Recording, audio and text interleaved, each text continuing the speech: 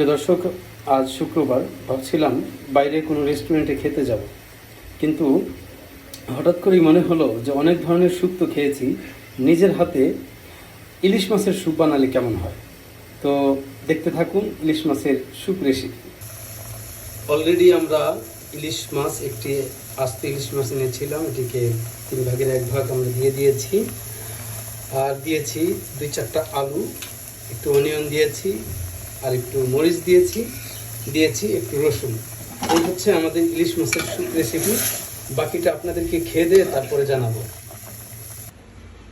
কথা বলে না দর্শক, অলরেডি আমাদের স্যুপটি একদম ওয়েল ডান হয়ে গেছে। দেখতেই পাচ্ছেন আপনারা কি ইয়াম্মি লাগছে।